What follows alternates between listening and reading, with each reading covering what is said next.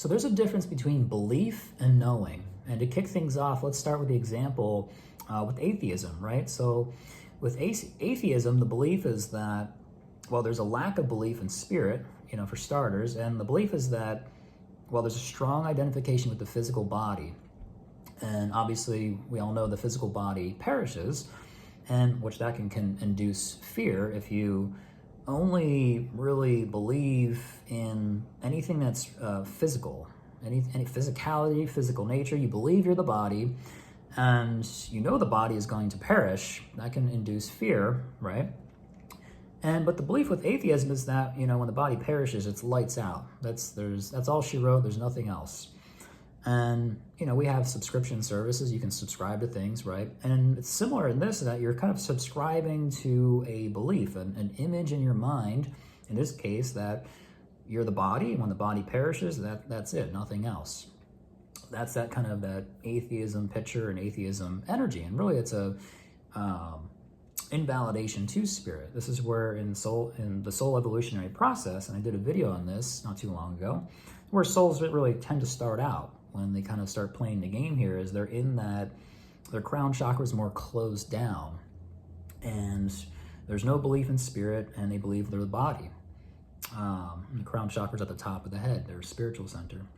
But lifetime after lifetime, they'll progress to that agnostic energy, right? So their crown chakra starts to open up a little bit more, and they're just kind of scratching their head going, hey, I think there's something more than what meets the physical eye. There's something more than just physicality and the physical nature and reality, if you will. They're just not sure how to pinpoint it, but they sense it kind of a little bit.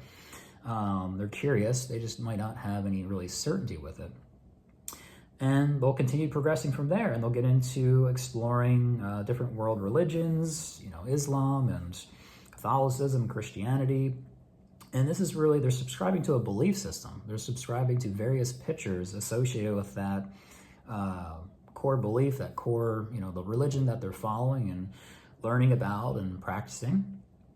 And, from there, when they start to get out of the exploring of the different, world religions, if you will, then they start to actually turn within. This is it's quite challenging for a soul to shift away from, because the first half of their soul evolutionary process would be more of the atheism, agnostic, and exploring the world religions. And it gets kind of tricky where they start to step away from that and start to turn their attention within themselves, and it becomes more about spirit. And kind of breaking through and getting into that space where they're interested in spirituality, and they're interested in learning how to meditate and about maybe practicing lucid dreaming or having out-of-body experiences. And it doesn't mean when you get to this stage in your soul evolutionary process that one might never have had a lucid dream or an out-of-body experience. People, sometimes, even if you're not really spiritual, sometimes someone might have a lucid dream. And but it's not really a thing that they go, wow, let me dive deep into that and explore that. Sometimes it just happens spontaneously, and whatever that thing was.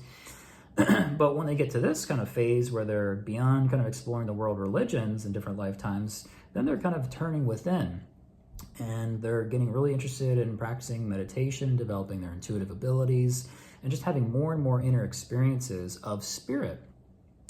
And that's the difference here between spirituality and religion. Religion, it's all about subscribing to belief pictures in their mind. So and one common one might be with certain religions is, I believe in God. That's a belief. Where with spirituality, you're turning within, right? You're meditating, and one could get to a point where they could use their clairvoyance and actually see the essence of God.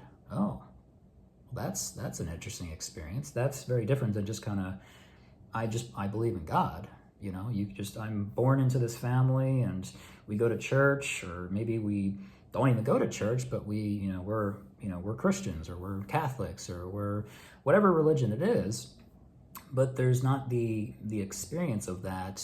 In this case, kind of using the example of God. They just believe in God. They might not have the experience of it. So with the spirituality side, and kind of turning your awareness within, really, you're starting to have those experiences where, oh, wow, I can see God. or there's a knowing of God, or the experience of it. That's very different, the experience of it. And the more they have these inner experiences of spirit, it leads to a greater sense of certainty. And when they reach that level of certainty, they're getting in touch with their higher intuition. At that point, they're kind of in communication with their higher self, the part of them that's not limited to this lifetime, and the part of them that really has their information as a being and their truth and their answers, and they're in touch with that.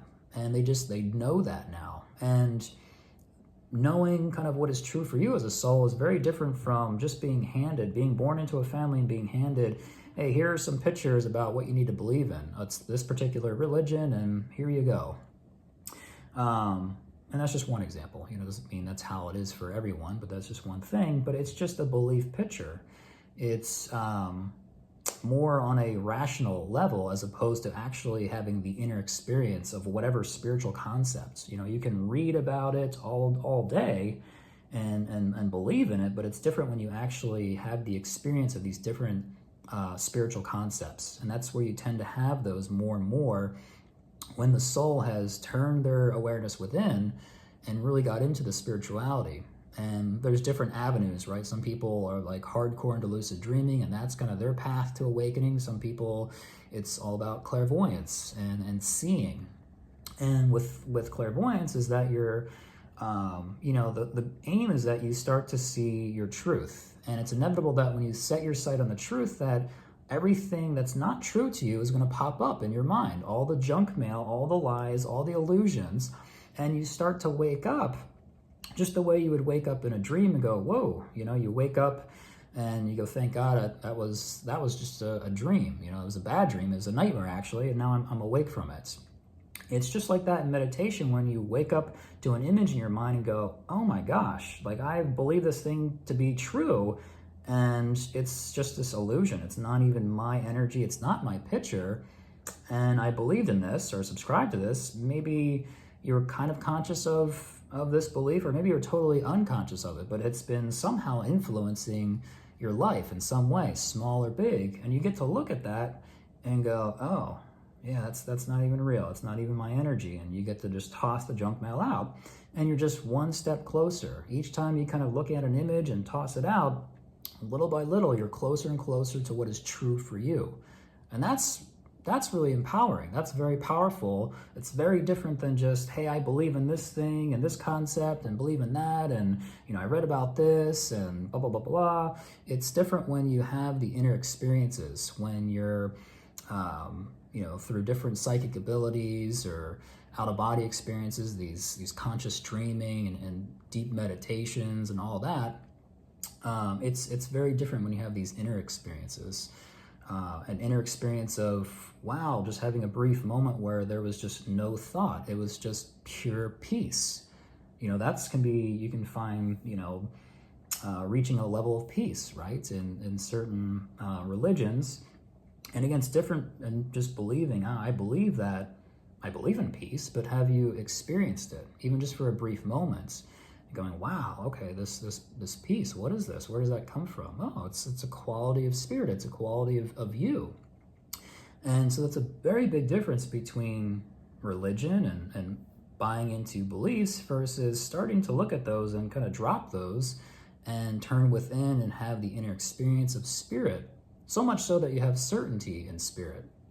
And that's a powerful place to be, because you're really in touch with the higher part of you, and where you have all your information and your answers. And, then you could be perceived almost as, that's almost dangerous, right? Wow, this person they're free. And by dangerous, I don't mean like a danger to society in a bad or wrong kind of negative way, just that they're really standing in their truth. They're quite powerful as they are. And, sometimes just their presence alone can really send people into growth periods. And it really kind of disturbs the lies that people might be caught in, or just society in general. It kind of the more we have people reaching that point where they're standing in their truth, it starts to shake things up around them. that's really what we're needing. It's the more and more we have people, back then I guess we call them light workers, or but just more people that are coming here and really shining and taking all the lampshades off, so to speak, and really shining their light through, being themselves fully and authentically, and that in a way they kind of serve as a lighthouse, a light, right? Where other people can kind of go, whoa, they're really bright. What is that all about? And for some people, they might go running in the opposite direction. And some people are kind of drawn towards that. And it's not about other people, flocking to the light, and, and there's a big difference between like gurus and teachers, right? Gurus, it's kind of, you got to follow it their way, and that is the way, and it's a lot of red flags, right? Whereas a good quality spiritual teacher, they'll give you tools and techniques, so that, some basic general information where that can be useful for you to turn within and start to find your own answers and information. That's what's really empowering, that you become, then you become, a lighthouse, and then you go out in the world, and, you influence people around you in a very positive and beautiful way. And that's kind of what I see kind of for everyone really here, as our evolutionary process, is that we're removing all these lampshades, and we're becoming, sometimes we'll seek out the lighthouse, the teacher, and learn and grow, and you become the lighthouse, and others might, you might help them in different ways that can look differently for each person, how they go about doing that. And that we all become brighter and brighter. We become more aware and illuminated, and we wake up to the truth of really who we are, and, where we're from, basically. And it's a really fun and amazing journey. And yeah, I love this process. It's quite challenging. Just from the whole soul evolutionary kind of viewpoint, and then just in one single incarnation, my gosh, just the things that one can go through in one lifetime. And it's challenging, it's exciting, and I love waking up, and I love helping others wake up.